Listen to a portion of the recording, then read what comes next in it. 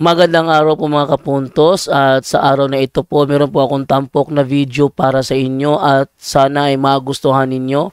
Kaya sa mga bago pa po sa aming channel, please po don't forget to hit the subscribe button at ang notification bell para maging notified kayo sa bawat video na ilalabas ko sa channel na ito. At bilang kahilingan po ng punto por punto team at naway maintindihan po ninyo, sana po wag nyo pong i-skip yung mga ads sa aming mga video. Sa maliit na bagay na po na yan, malaking tulong po yan sa ating programa at sa ating ministry. Sana po maunawaan po ninyo. Maraming salamat po, kaya wag na po natin patagalin. Simulan na po natin.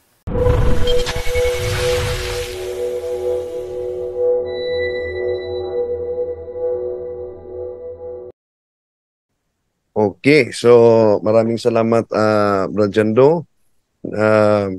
So sa pagkakataong ito, ating sasagutin ang matagal na propaganda ng mga anti-Catholic na ang pagdiriwang natin ng Christmas tuwing December 25 ay sa pagano daw. Pakinggan muna natin si Mr. Cesar Sineta ng Iglesia ni Cristong Tatag ni Felix Manalo. Ito. Ay yung December 25, hindi totoong birthday ni Cristo yan eh. Hindi po totoo. Galing nga sa pagano yan. Kaya nga hindi mo na tinutulan kasi nababasa yun eh. Ngayon, ang sabi mo, hindi mo tututulan sapagkat nababasa talaga sa aklat. Eh ano raw ang tututulan mo, yung maling unawa? Alin ba ang maling unawa doon? Sige nga. Bakit hindi mo ipaliwanag ang maling unawang sinasabi mo? Okay, hindi lang maling unawa, minali talaga ng mga ministro ni Felix Manalo yung paggamit nila sa aklat na Handbook of Christian Feast and Customs. At tandaan natin mga kapatid, ang kasinungalingan, pag ito'y palaging inulit-ulit, ay magmukha talagang parang katotohanan, lalo na sa ating mga kapatid na kulang ang kaalaman. Tama naman na may mabasa, pero out of context dahil pinutol. Pakinggan natin si libag na ministro ng Iglesia ni Cristong Tatag ni Felix Manalo. Sinulat ng isang nagngangalang Francis X. Weiser. Ganito ang kanyang sinasabi sa page 61. Ang pagkakapili sa ika-25 ng Disyembre ay naimpluwensyahan ng katotohanan ang mga Romano mula sa panahon ni Emperador Aureliano, 275. Ay nagdiwang ng kapistahan ng Diyos na araw, Sol Invictus, ang hindi mapananaigang araw, sa araw na iyon. Ang ika-25 ng Disyembre ay tinawag na Araw ng Kapanganakan ng Araw at idinaos ang dakilang mga paganong pagdiriwang na panrelihiyon sa buong imperyo ng pananampalatayang Metraiko. Okay. So, paano nila yan pinag-chap-chap mga kapatid? Yun ang ating i-booking ngayon. Dahil sa matagal na panahon, ginagamit nila yan na tinatawag na pagan influence fallacy. So, kaya mag-ingat. Pero kung kahit sisilipin natin sa Wikipedia kailan nagsimula ang Sol Invictus, yung tinatawag na unconquered God, bago natin tingnan ang karugtong nito, mga kapatid, sa pinagchap-chap nila, sisilipin muna natin ang Sol Invictus. Kahit na tingnan natin ang Wikipedia, Sol Invictus, unconquered sun, was the official sun god of the later Roman Empire and a patron of soldiers.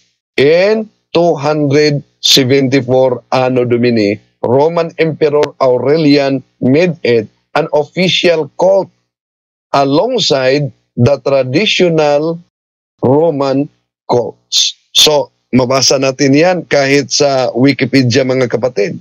So, ano daw ang mabasa natin? Sa taong 274 Anno Domini, Iyon nagsimula, idineklara ng paganong emperador ng Roma ang paganong kapistahan nila sa tinatawag na Sol Invictus, yung dakilang Diyos-Diyosan ng mga pagano. Ang panahong yan, mga kapatid, kung ating pag-aralan ang kasaysayan, alam nyo ba, na napakahuli na masyado dahil mas nauna na ang pag-identify sa mga early Christians sa December 25 bilang kapanganakan ng ating Panginoon Jesucristo. Halimbawa, kung tingnan natin ang mga sulat nila ni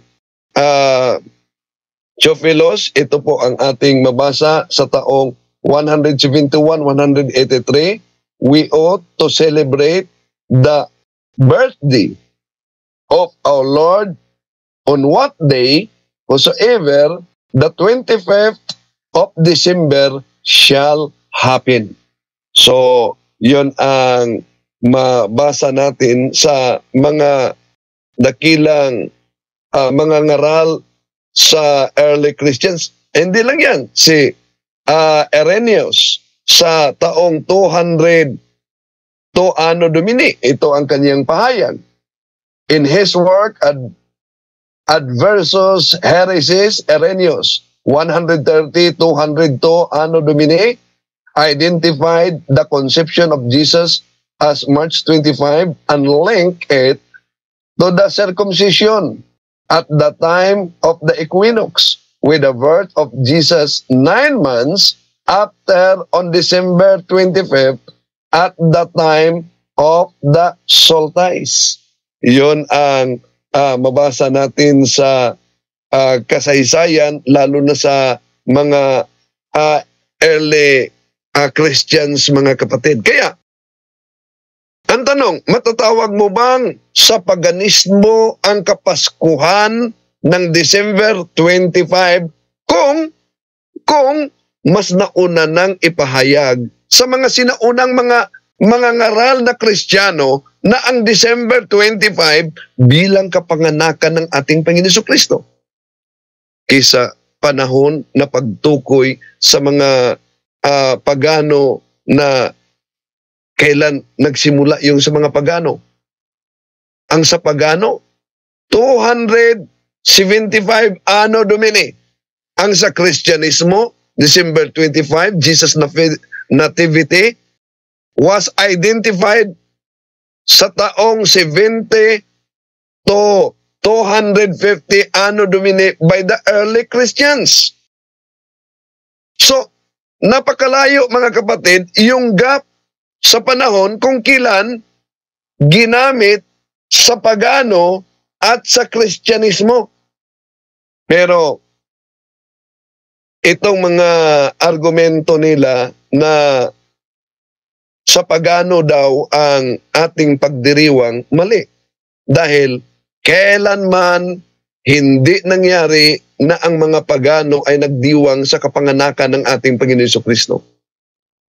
So, kung tingnan natin ang mabasa sa Biblia, ito po ang mabasa natin sa Lucas Kapitulo 2, versikulo 10 hanggang 11. But the angel said to them, "Do not be afraid. I bring you good news of great joy that will be for all the people. Today, in the town of David, a Savior has been born to you.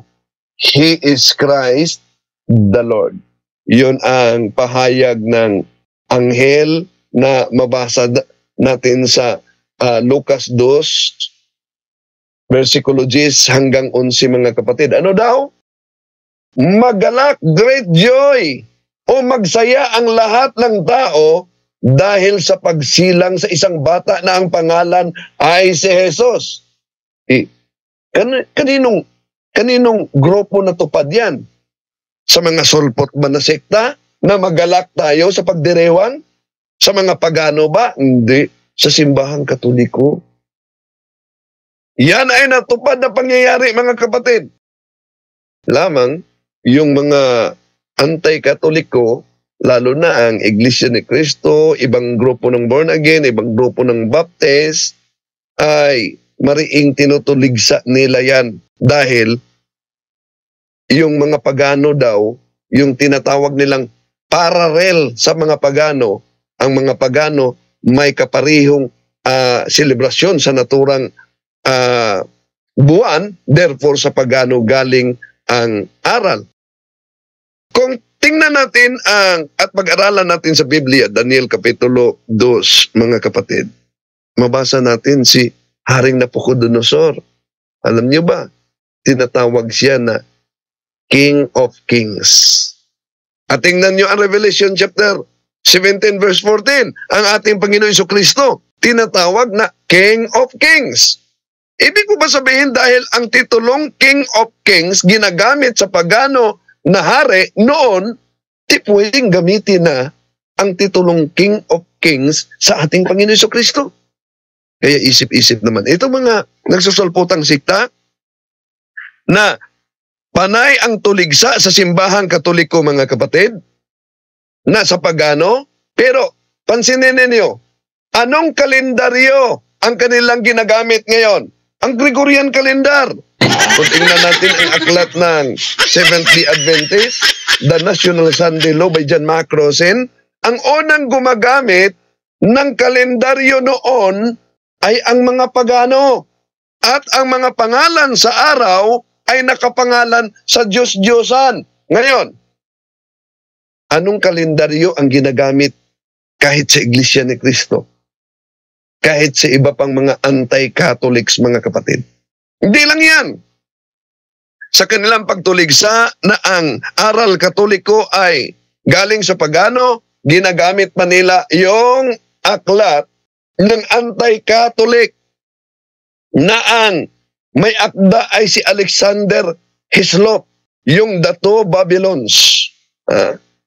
Kaya kung gagamitin nila yan, mga kapatid, sila, payag kaya na tayo gagamitin natin ang aklat ni Eliseo Soriano laban sa kanila? Abay sasabihin nila, bias yan. Numero 1 kalaban namin yan. Ito ang ginagamit nila. Hindi tayo nakikiisa sa gawain ng Pasko ng Iglesia Katolika. Kaya mahalagang tanong pa, ang petsa lamang po ba, mga kapatid at mga kaibigan, ang kinuha mula sa pagano? Ano-ano pa ang mga gawain sa tinatawag nilang Pasko na kinuha rin sa gawain ng mga pagano? Tama, yung paggamit nila ng kandila, kapatid na Michael at mga mahal na taga-subaybay, at yung tinatawag na Christmas tree, ayon po sa aklat na The Two Babylons or the Papal Worship by Alexander Hislop sa page 97, ganito po ang ating mababasa. Ang mga kandila sa ilang bahagi ng Inglaterra na sinisindihan tuwing bisperas ng Pasko at ginagamit sa buong panahon ng pagdiriwang ay sinisindihan din ng mga pagano sa bisperas ng kapistahan ng Diyos ng Babylonia upang parangalan siya, sapagkat isa sa mga mapagkakakilanlang kaibahan ng pagsamba sa kanya ay magkaroon ng mga sinindihang kandila sa kanyang mga dambana.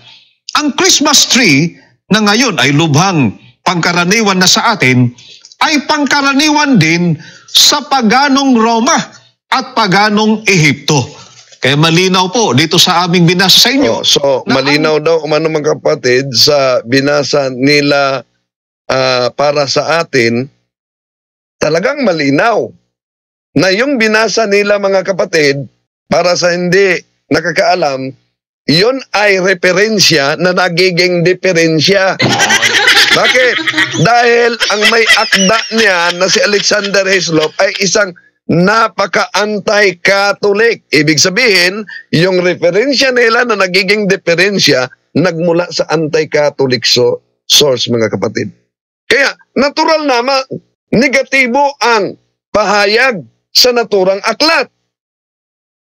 Ngayon, kung sundan natin yung logic na ginagamit ng Iglesia ni Manalo sa referensya ng anti-Catholic, mga kapatid, lalabas na kahit ang mga Hudiyo sa lumang tipan nagiging pagano na. Bakit? Di ba sila gumagamit ng kandila? Ito ang mabasa natin Job chapter 18 verse 6. The light shall be dark in the tabernacle, and his candle shall be put out with him. Ano daw? Gumagamit ang mga audio sa lumang tipan ng kandila din. Ito pa, Job kapitulo 29 versikulo 3. When his candle shined upon him, and when by his light I walk through darkness. O, binanggit din ang kandila, kandol sa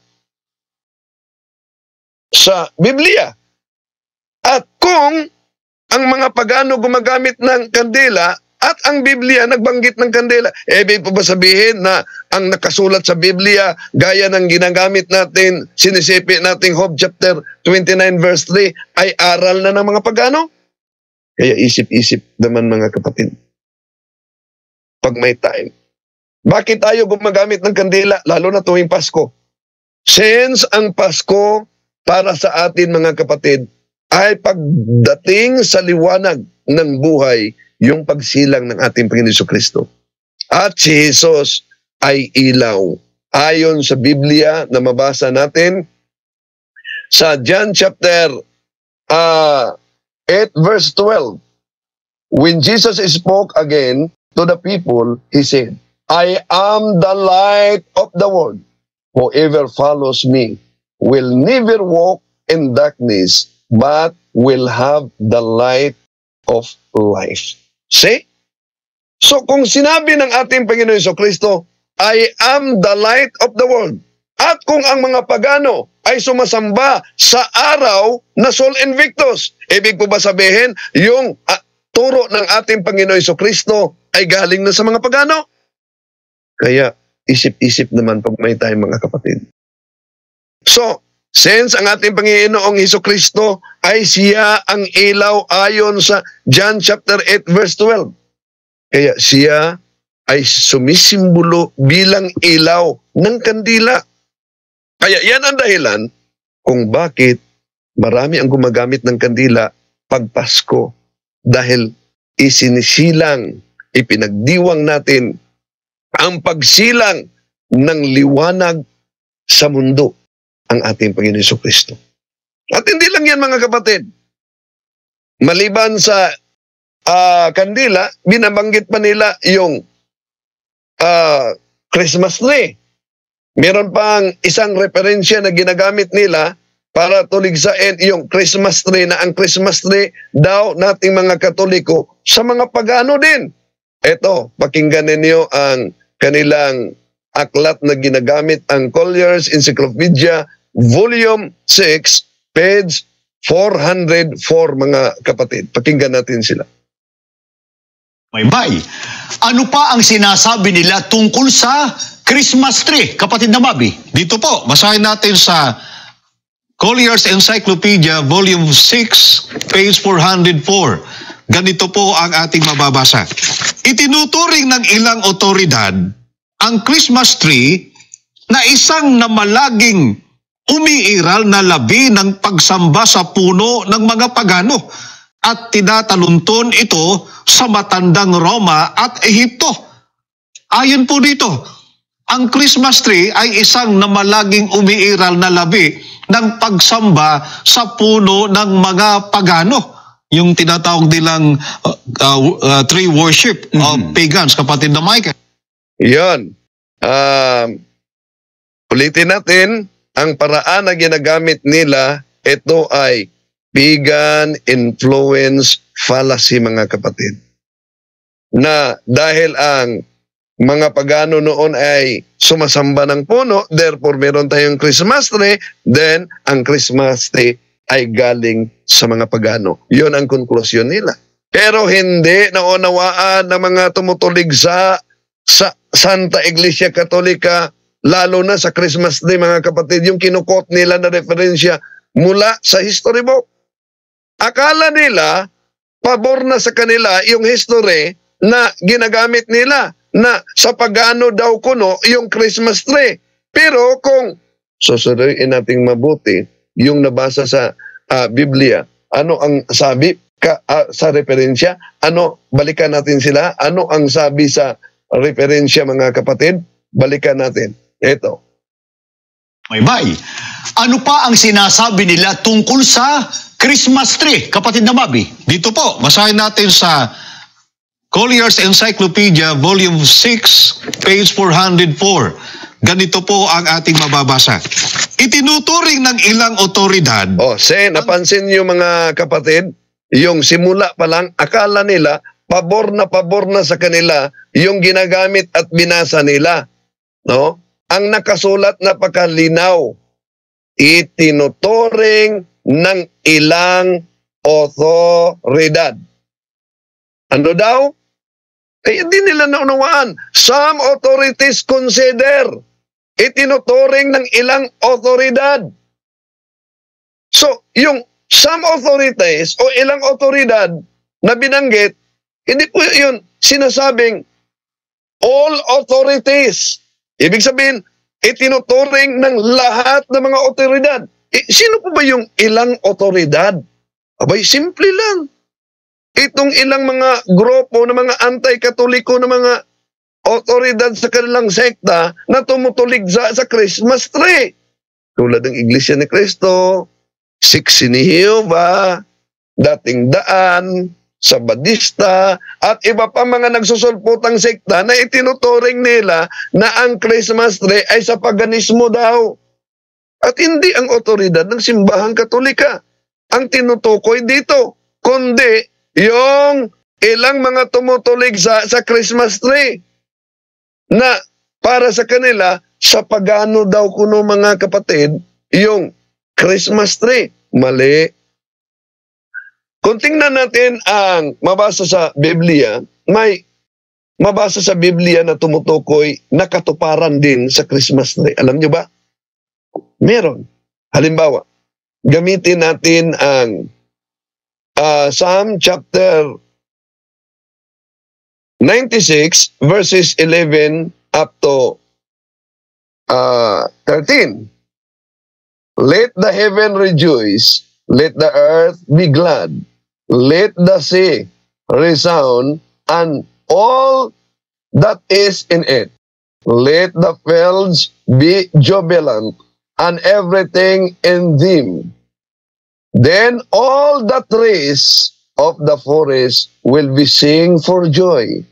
They will sing before the Lord, for He comes. He comes to judge the earth. He will judge the world in righteousness and the people in His truth. Yun ang mabasa natin sa Awit Kapitulo 96, versikulo 11 hanggang 13, mga kapatid. So ang mensahe sa Awit Kapitulo 96, 11, 13, mga kapatid, napakalinaw. Ito ay hinulaan ang pagdating sa ating Panginoon Jesucristo, ang pagdating sa Mesiya, na lahat ng tao ay magagalak, lahat ng tao ay magsasaya. At ano daw? Lahat ng punong kahoy ay aawit ng kagalakan. Patungkol ito sa buong Kristiyano, na lahat ay magalak, lahat ay magsaya, dahil ipinagdiwang natin ang kapanganakan ng ating Panginoong Hesukristo.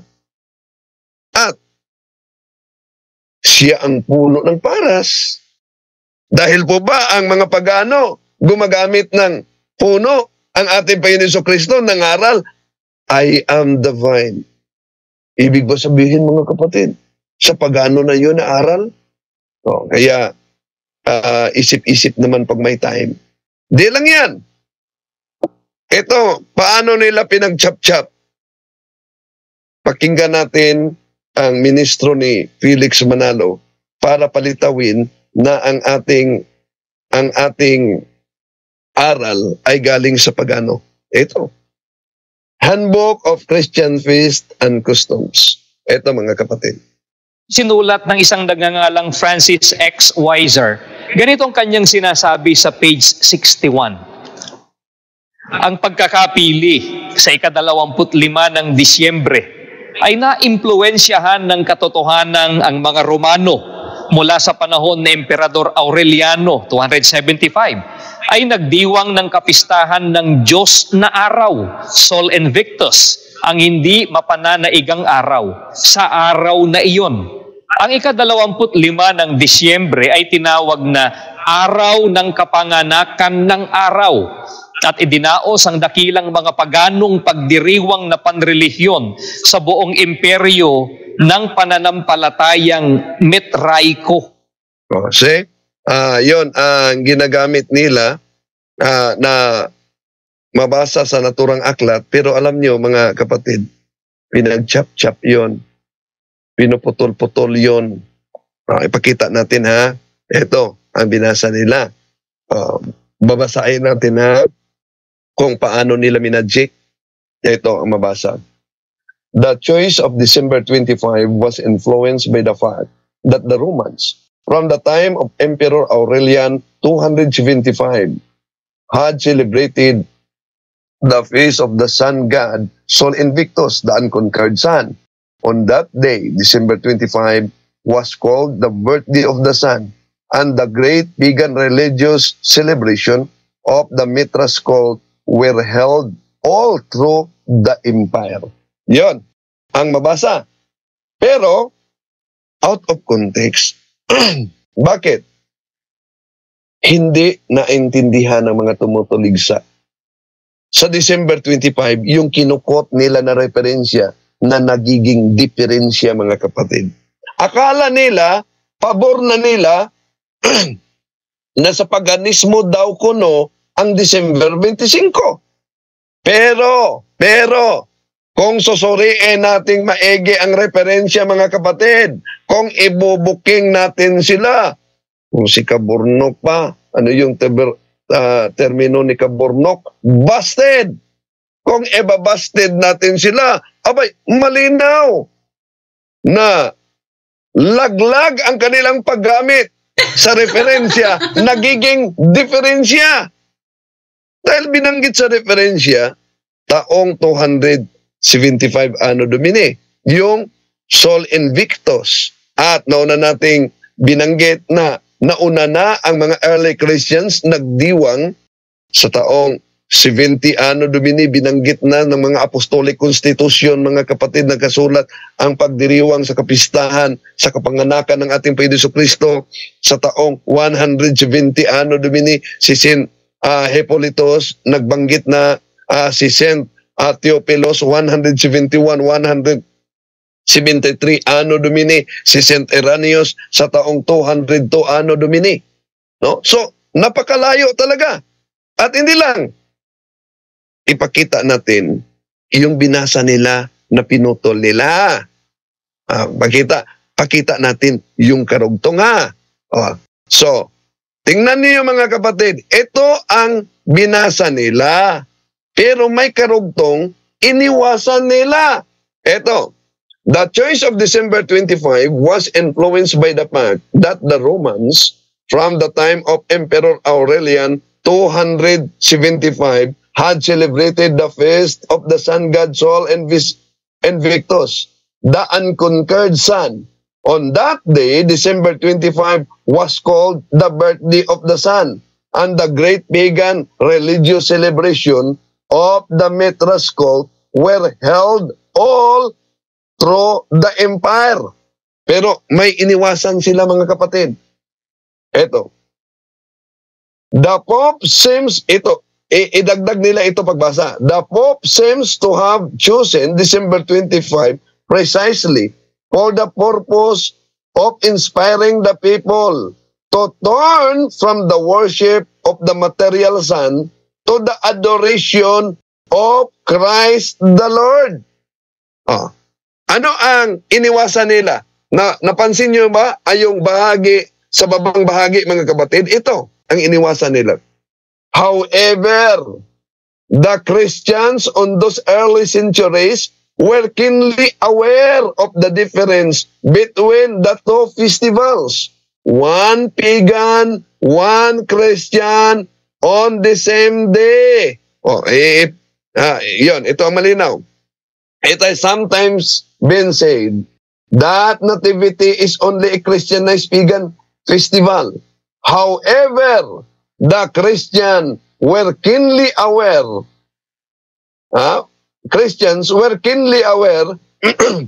of the difference between the two festivals. One pagan, one Christian on the same day.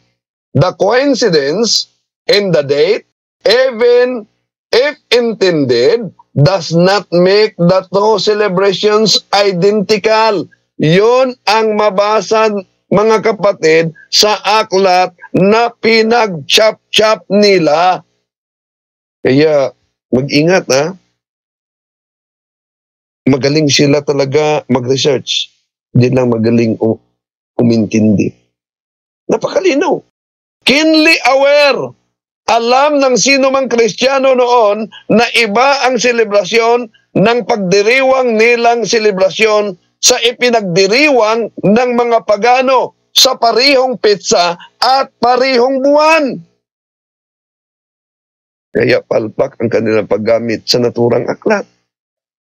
At di lang yan, mga kapatid. Alam niyo ba, binuking sila sa dating Iglesia ni Cristo.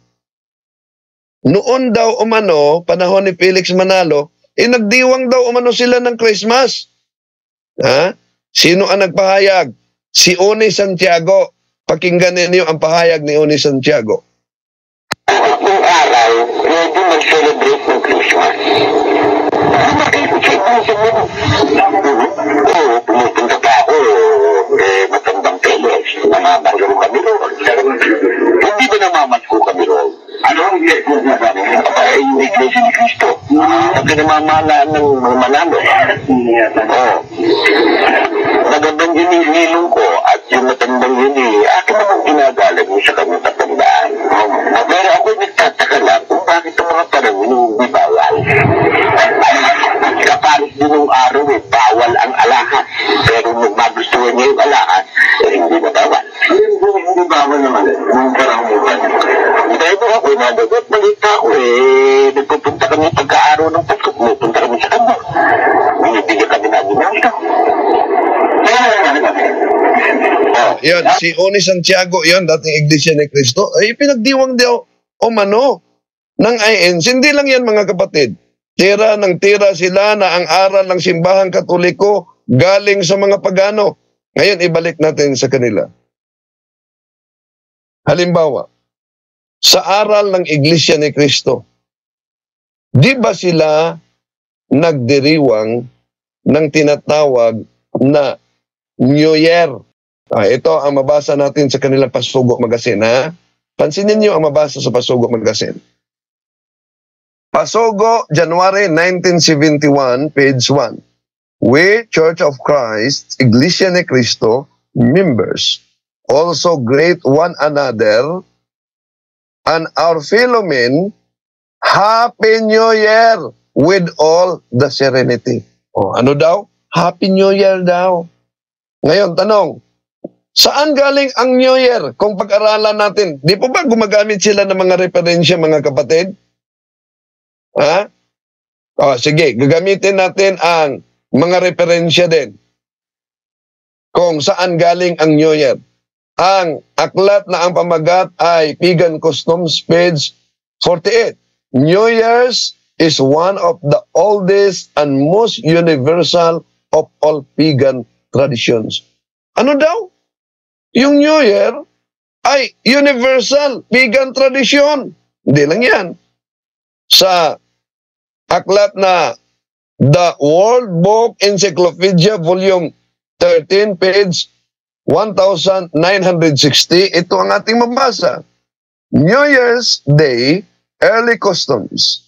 Eve in the earliest of the ancient nations had customs that celebrated New Year's Day. In ancient Rome, the first day of the year was given over of honoring Janus, the god of gate. and door and beginnings and endings, the month of January was named after this God. Oh, ano daw? Yung buwan ng Enero, buwan ng January, pinangalanan yan sa Diyos-Diyosang si Janos. Tanong, anong kalendaryo ang sinunod ninyo? Sa aklat ni Dr. Milanio Gabriel Jr., dating Iglesia ni Cristo, page 40, ito ang sinabi ni Dr. Milanio Gabriel. Bakit ang pamamahala ay nagsa-Santa Claus din pag magpapasko? Hindi naman lamang sa kasuotan, kundi sa pagpapadala at pamimigay ng mga regalo o aginaldo. Abay, si Felix Manalo pala, di tama yung sabi ni Uni Santiago, mga kapatid, na noon si Felix Manalo namimigay ng regalo, nakasulat sa aklat din. Tanong, kung ang Pasko ay nating mga Katoliko ay sa pagano, anong nakasulat sa Pasugo nila Magazine? Pasugo Magazine, ha? 1952, ang may akda ay si Pedro Reyes Villanueva, page 64. Ito ang ating mabasa, mga kapatid. Ang Paskong Kristiyano, kung may aginaldong dapat tanggapin, ito ay si Kristong sumilang sa Belen. Nako, binanggit yan kahit pa ituloy pa nila pagbasa ang naturang pasugo, mga kapatid. Ano daw ang Paskong Kristiyano? Kung may aginaldong dapat tanggapin, ito ay si Kristong sumilang sa Belen. Kung binanggit nila si Kristong sumilang sa Belen, tanong, kailan nanganap ito? Kailan nangyari ito? Baka sasabihin nila, boy, di yan totoo. Dahil, ininkod nyo lang yan. O sige, pakita natin ang kanilang pasugo. Ito ang nakasulat sa pasugo ninyo. Ang Paskong Kristiyano. Hindi nakasulat dito, ha? Ang Paskong Pagano. Kaya, isip-isip naman, mga kapatid, ha? Pag may time. Oh, nasa Pasugo Magazine nila yan. Oh, hindi lang yan. Ito pa. Pasugo Magazine, December 1956, page 10, ang may akda ay si Emiliano Agustin. Ito. Ang Pasko natin, sumilang si Jesus sa abang sabsaban.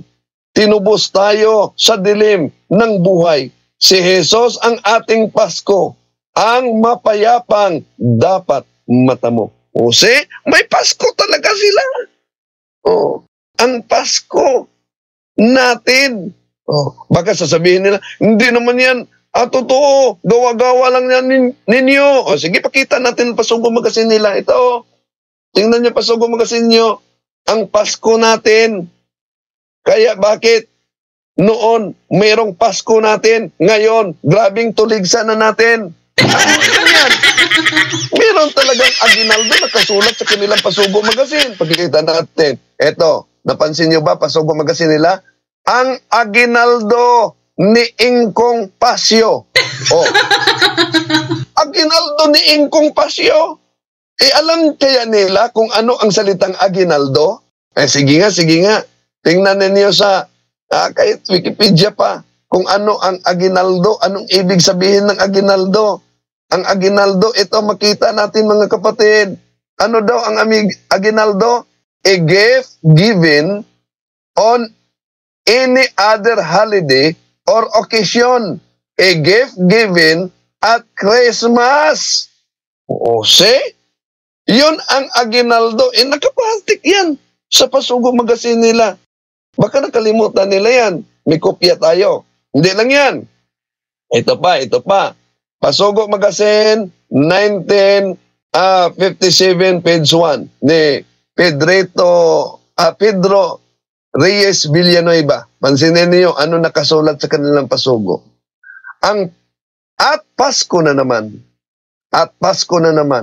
nagsabit ng parol sa mga bintana naghanda ang mga tao ng mga pagkaing sagana-sagana, nagsuot ng hiyas ang mga dalaga at ang mga binata, nagdiwang ang lahat, magbuhat sa mga lulot hanggat sa mga bata, magbuhat sa nayon at hanggang sa mga bayat, mga lunsod, at ipinagdiwang ang pagpanganak sa taong kay Hesus. Sa kanilang puso, ito'y pagbabanal sa harap ng Diyos. Ano daw ang Pasko? Pagbabanal sa harap ng Diyos. Nasa pasugo nila yan. Baka sabihin naman nila, hindi naman yan totoo. Sige na, pakita natin yung pasugo nila. Ito, ang pasugo ninyo. Ang pamagat. At Pasko na naman. See? So mataas pa ito, pero sa susunod, patuloy natin mga kapatid. Kaya nagtaka tayo na grabe ang kanilang banat sa simbahan Katoliko. Para bang inilibing nila sa limot na nasa pasugo pala yung Paskong Kristiyano. Kaya di po natin layunin na saktan ang damdamin ng ating ibang mga kapatid. Pero kung nasaktan man kayo, sana tiisin nyo na lamang tulad sa isang sugat na pag ito'y gamutin sa napakabisang gamot. Maranasan nyo talaga yung hapdi. Pero sa likod niyan ay may kagalingan. Maraming salamat po, Frodio et Ecclesia. Okay, thank you sa iyo, Brother Wendell. At naalala ko pala, isa sa mga tumutulig sa Christmas, no? Isa sa mga tumutulig sa Christmas, yung mga Seventh-day Adventist, isa sa mga tumutulig sa. Pero nakapagtataka lang yung kanilang debater na si Daryl Villanueva. Napanood mo na yung Brother Wendell? Brother Wendell, napanood mo na yun? Napanood ko. Oh. Tumanggap ng regalo. Grabe. Tumanggap ng regalo. Ito, pakita natin. Tumanggap ng regalo. Good morning. Ito, Megala, mga idol, no, nag-gunita aning maagang pamasko. Galing kay Counselor Amor Blanco.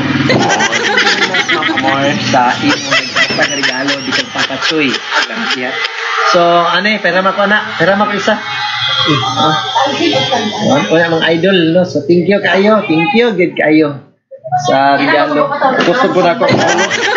Sabi nga mga paghitabo mga idol.